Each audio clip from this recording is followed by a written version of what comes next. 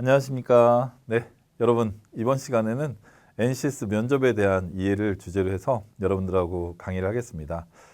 이렇게 강의를 하다 보면 참 교육도 체계적인 것 같아요.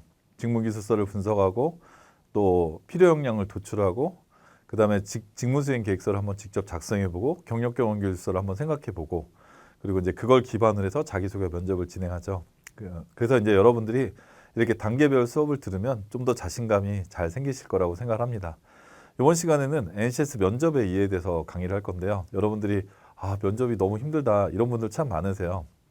가장 좋은 거는 경험을 쌓는 게 가장 중요한데 여러분들이 어떻게 하면 경험을 쌓느냐 하는 것도 중요하지만 기존에 면접을 봤던 분들의 어떤 사례를 보면서 여러분들이 좀 타산지석으로 삼는 것도 굉장히 좋을 것 같습니다. 그래서 이번 시간에는 NCS 면접의 절차와 또 기출문제는 어떻게 나왔었는지 또 여러분이 어떻게 대응하면 좋을지 이런 부분에 대해서 강의를 하도록 하겠습니다. 네, 먼저 우리가 이제 이 프로세스는 일반적으로 채용 프로세스인데 여러분들이 보시면 알겠지만 NCS는 이제 채용 공고가 굉장히 중요합니다. 그래서 채용 공고에 직무기술서의 내용이 나오고 어떤 직무를 뽑느냐 중분류, 소분류, 세분류에서 세분류가 이번에 뽑는 직종이 되는 거고요. 여러분들이 그걸 기반으로 해서 문제를 분석을 하고 그거 가지고 여러분들이 작성을 하시면 됩니다. 그리고 이제 입사 지원서를 쓸 때는 앞에서 말씀드린 것처럼 이제 블라인드니까 이력서 사항은 인적 사항이라든지 어떤 부모의 상황, 경제 상황 또 이런 것들은 기재를 하시면 안 되고요. 여러분들이 이제 필기 평가는 이제 두 가지를 보게 되죠. 공기업하고 사기업이 어떤 차이가 있느냐라고 본다면 차이는 유일하게 이 필기 평가에서 직무 수행 능력을 보느냐 안 보느냐의 차이가 이제 공기업과 사기업의 차이입니다. 나머지 면접은 동일합니다.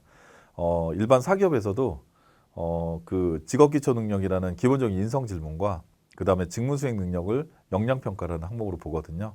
그래서 두 개의 차이가 크진 않습니다.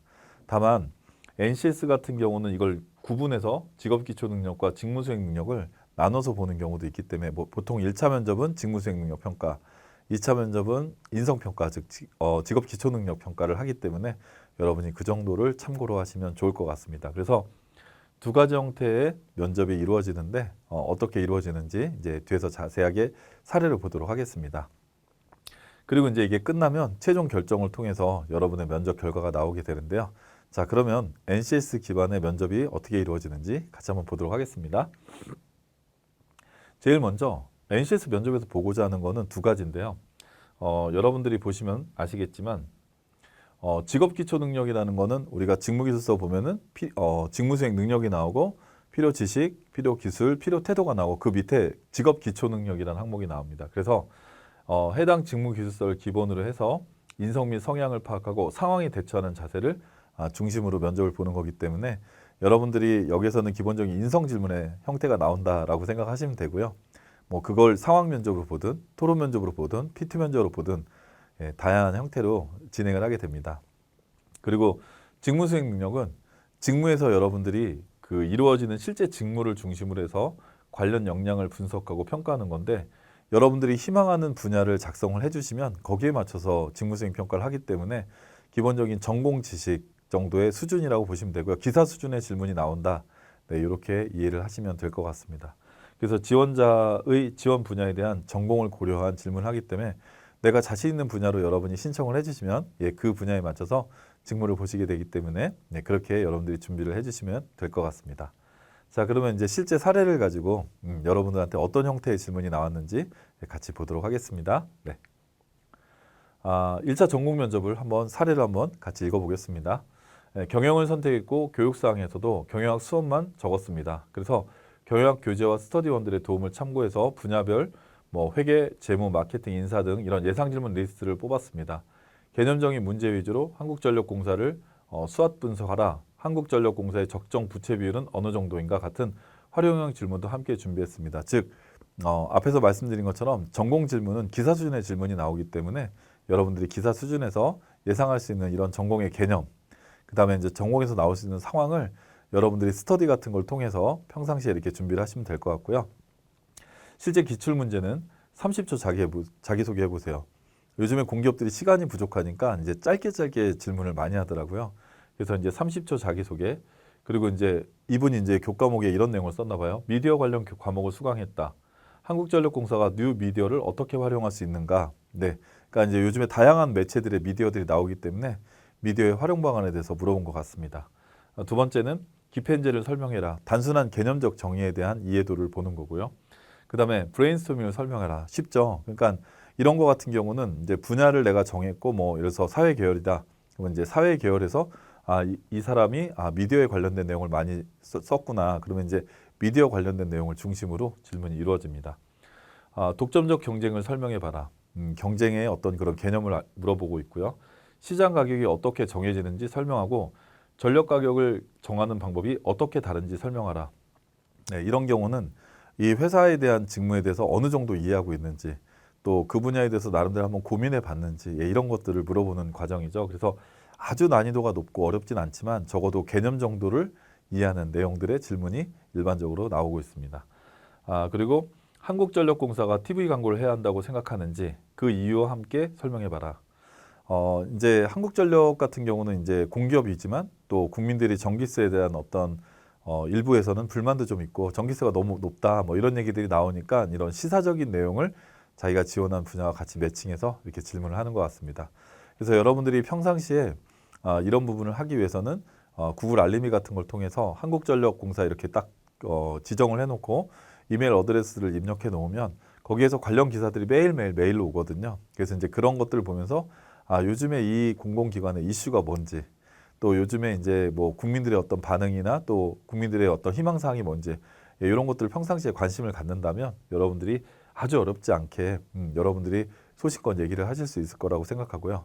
그 다음에 이제 이런 질문이 나왔을 때 중요한 건 다 맞출 필요는 없습니다. 물론 이제 다 맞추면 정말 좋은데 모르는 질문이 나올 수도 있잖아요. 그럴 때 여러분 어떻게 하시겠어요? 네, 잘 모르겠습니다. 이러면 안 되시고요. 네, 제가 지금 너무 긴장이 돼서 그 부분이 잘 생각이 나지 않는데 이 자리 나가서 한번 확인해 보겠습니다. 이렇게 여러분들이 적극적이면서도 유연한 자세를 보여주는 게 중요합니다. 모르겠습니다보다는 너무 긴장돼서 잘 생각이 나지 않는데 혹시 다른 질문으로 해주시면 안 되겠습니까? 이렇게 익스큐즈를 하셔도 회사가 되게 좋아합니다. 왜냐하면 면접관들도 이 지원자가 이 모든 걸 다 알 거다라고 질문하는 건 아니고요. 모를 수도 있다. 하지만 이 사람이 어떠한 자세를 취하냐 이런 부분도 보기 때문에 만약에 모르는 질문이 나왔을 때는 여러분이 그렇게 유연하게 대답을 해주시는 것도 바람직할 거라고 생각을 합니다. 그 다음에 이제 마지막 하고 싶은 얘기를 물어봤습니다. 면접은 그런 것 같습니다. 그러니까 면접관 입장에서는 공기업 면접의 경우는 오랜 시간을 보진 않거든요. 그렇기 때문에 이제 이 사람이 얘기를 할 것 중에서 어필하지 못한 부분이 있는지 또 그런 부분에 대해서 다시 한번 확인하고 이 사람한테 기회를 주는 거기 때문에 마지막 한마디 같은 경우는 여러분이 조금 솔직하고 진솔한 얘기를 준비하는 게 좋을 것 같아요. 내가 여기서 많이 준비했다 이런 것도 좋지만 여러분이 왜 이 회사가 나를 뽑아야 되고 내가 이 회사에 오기 위해서 나름대로 어떤 생각을 하고 준비를 해왔는지를 솔직하고 진솔하게 얘기를 해주시면 훨씬 더 여러분들의 입장을 명확하게 자신감 있게 얘기하실 수 있을 것 같습니다. 자, 그래서 이제 여러분들하고 같이 이런 내용을 봤는데요. 2차 면접의 인성 면접도 같이 한번 보도록 하겠습니다. 면접관 5명, 지원자 1명에서 10분에서 15분간 면접을 봤습니다. 면접 취업하신 선배가 인성 면접은 인상 면접이라고 하면서 들어갈 때 면접관을 보며 씩 웃으며 들어가라 했습니다. 자신의 비장의 무기라고 정말 비장의 무기가 맞습니다. 여러분들도 한번 해보세요. 네, 재밌는 얘기인데요.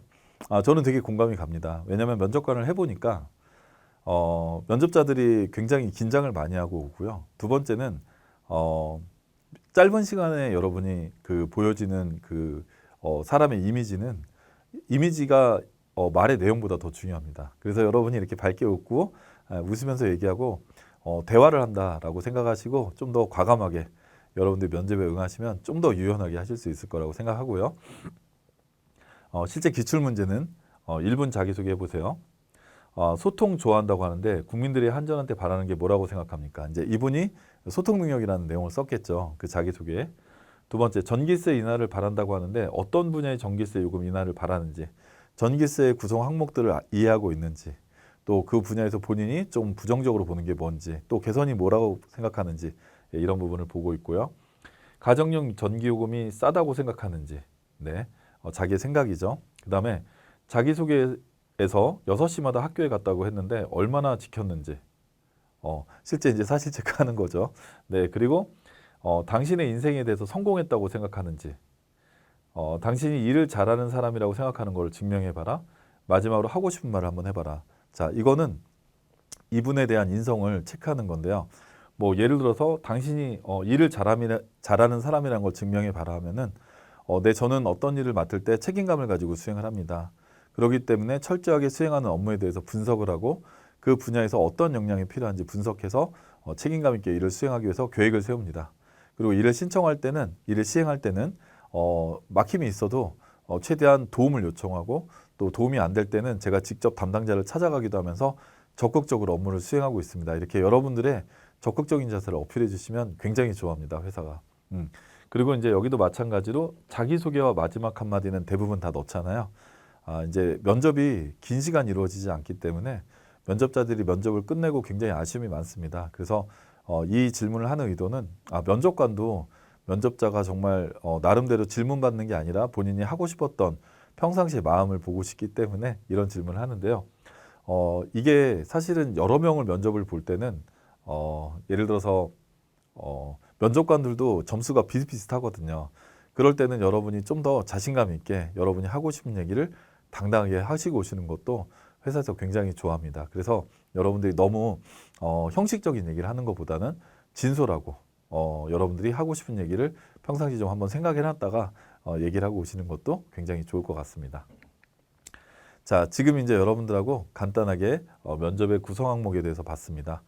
물론 이제 면접은 종류가 여러 가지가 있습니다. 인성 면접도 있고 역량 면접도 있고 뭐 PT 토론 다양한 면접이 있지만 여러분이 면접이 어떻게 구성되는지 그 회사에 지원하는 회사의 면접 구성을 잘 살펴보고 또 면접 단계별로 면접관이 질문한 의도 또 여러분이 사전에 준비해야 될 것들 이런 것들 챙기고 가시면 훨씬 더 명확하게 여러분들의 역량을 보여줄 수 있을 것 같습니다.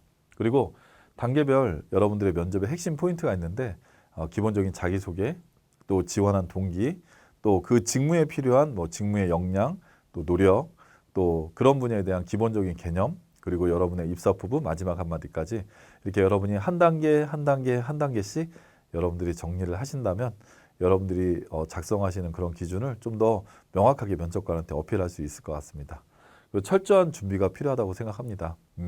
여러분들이 그만큼 준비해 오는 만큼 면접관들도 알고 면접관들도 여러분들의 그 준비 상태에 맞춰서 대응을 하기 때문에 여러분들이 이런 걸 하실 때 그냥 단순하게 그냥 이런 예상 질문을 해야겠다라는 것보다는 여러분이 일관된 방향을 보여줄 수 있도록 정리하고 보여주시면 훨씬 여러분 가는 분야에 맞춰서 잘 준비가 될 거라고 생각합니다.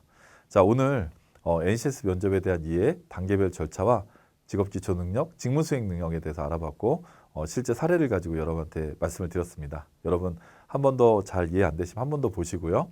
그 부분에 대해서 철저하게 숙지해서 꼭 합격하실 수 있도록 기원합니다. 자, 이번 강의 열심히 들어서 감사합니다. 수고하셨습니다.